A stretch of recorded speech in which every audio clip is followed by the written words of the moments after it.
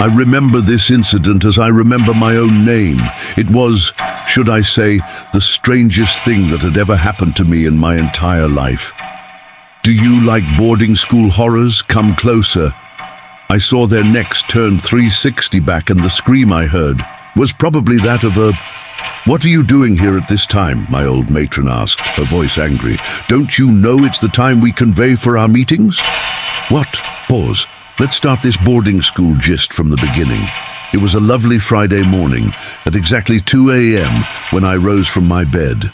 Fridays were my best days. I wanted to do everything perfectly that day. Wake early, finish my chores early, and rush to the dining hall for our favorite meal of bread and tea. And not just any bread, a golden, hot, fluffy Friday bread, straight from the oven. I swear they used some special anointing oil to bake it, because the bread was always soft like cloud and sweet like temptation.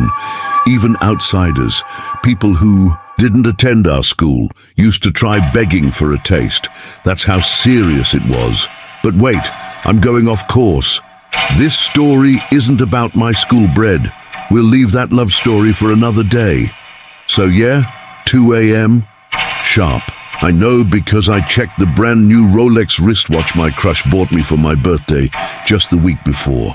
I don't know if it was love or jazz, but that watch never lied. SS2 was doing me like heaven. I was feeling myself. Anyway, back. Then we had morning duties before we could leave the hostel. Mine was to sweep the portion under the mango tree, where students usually gathered to gist, gamble, or lazy about after prep. It was a bit far from the hostel, secluded behind the senior block, but I didn't mind. I liked the peace. Plus, I wanted to finish quick and go back to sleep before daybreak. So I yawned, grabbed my broom like a dutiful child of God, and trekked there with the laziness of a goat headed to baptism. The entire school was quiet. At 2 a.m., even the rats respected themselves. The only sounds were my slippers dragging on the ground and some unfortunate owl shouting, "Hoo, hoo," like an unpaid gatekeeper. The air felt colder than usual, and the moon looked like it was watching me. But I ignored all that. I was on a mission. I got to my portion, started sweeping, and began singing one Ajibo Hustler's song under my breath, music that no ghost would dare vibe to. I'd only been sweeping for maybe 5 minutes when I saw her, Mama Musa.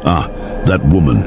She was our matron, older than sin itself, with one leg shorter than the other and a limp that echoed when she walked.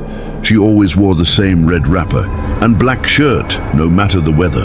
Her outfit never changed, like a uniform for spiritual workers. We even used to joke that if NEPA ever needed help with power supply, they should plug into her, because her spiritual voltage was definitely high tension. "What are you doing here by this time?" she barked, limping closer. "Do you not know this is the time we go for meetings?" "Meetings? What kind of meetings happen at 2 a.m.? I wanted to ask, but my mouth stayed glued, and the way she said "we," like I was part of them. I mumbled that I just came to sweep my portion early so I could rest. She laughed. Not ha-ha kind of laugh. No. It was that type of laugh that sounds like it bounced off a coffin wall. Then she hissed, "You have no fear for your life. Get out of here before I take you with me." Ha! I didn't wait to find out what that meant. I picked my broom with speed and started walking back. Plans ruined, heart pounding, sweat that didn't make sense already dripping.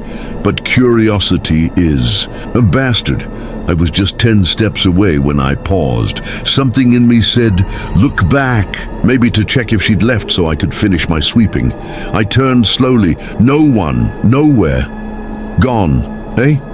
Even if she was a ghost on rollerblades, I should have seen her shadow. But the woman was nowhere to be found.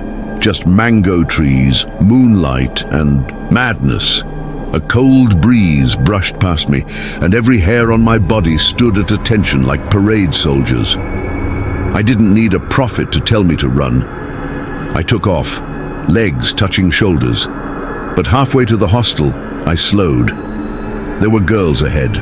Of me, senior girls, They were quietly walking out of the hostel, moving in a line like obedient ants.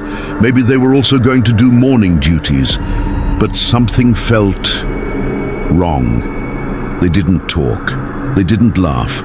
Even in the quietest hour, girls always whispered or giggled, but these ones, silent like funeral processions. Still, I calmed myself. I told myself they were just serious students. Then I walked past them. As I did, goosebumps collected rent all over my body. I looked back, and what I saw nearly reset my destiny. They had turned, but only their heads. Their bodies were still facing forward, still moving, but their heads had spun 180 degrees to look straight at me, wide-eyed, cold-faced, necks bent backwards, like owls in church. "Tell me, what will you do?" I screamed. I didn't even know when my broom fell. I ran like my village people had given me wings. As I neared the hostel, out of breath and borderline mad, I saw her again. Mama Musa, calm, standing near the water tank. "Why are you outside at this time?" she asked, her voice now gentle. "And why are you running like someone is chasing you?" I didn't stop. I didn't even answer. I flew into the hostel, slammed the door, jumped into bed and buried myself under my blanket. Safe space mode activated. I even said Psalm 23 and 3. Different keys. Daybreak finally came. The sun rose like it was mocking my fear. I was still frozen on my bed when someone tapped me. "Mama Musa, where were you last night?" she asked, her face full of concern. "I heard you were outside." I wanted to deny it, but my soul was still traumatized. After plenty persuasion, I told her everything. She looked at me deeply, then said, "It wasn't me you saw." I laughed shakily. "How?" "But you spoke to me twice." She shook her head slowly. "Be very careful. That hour isn't for the living." I nodded like a goat in agreement. I didn't need a third warning. "If you ever see me outside by 2 a.m. again, just know it's not me. Maybe it's my hologram. But guess what? That's not the end." The following Friday, another girl, Amaka, decided to wake early too. Same reason, chores and bread. We warned her, we told her the tale. She laughed at us, said we were high on hostel mosquito bites. She left the hostel at 2:10 a.m. By 4 a.m., she hadn't returned. By 5 a.m., she came back, barefoot, hair messy, eyes wide. She didn't speak for 2 days, just sat on her bed, rocking herself like a broken doll. When she finally talked, she said she saw a gathering under the mango tree, but not of students, not of humans. She said Mama Musa was there, floating, not walking, floating, surrounded by girls in red wrappers, with faces she couldn't describe. She said they were humming, all of them, and when they noticed her, they turned, all at once. She didn't remember how she got back to the hostel. Since then, the mango tree portion became taboo. Nobody swept it. The school stopped assigning that area. Mama Musa never spoke of it again.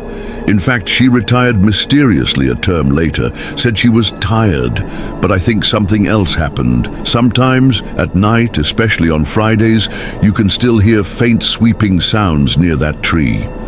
Even when no one is there, some say it's wind, others say it's the spirits continuing the meeting. Me, I don't go near that place, even in the afternoon, because once you see what I saw, hear what I heard, you'll never unsee it. So next time you visit a boarding school and someone says, "Don't go out at night," believe them, especially if they mention the mango tree. Anyway, let me hear your thoughts in the comments. You think Mama Musa was a witch, or maybe she still is?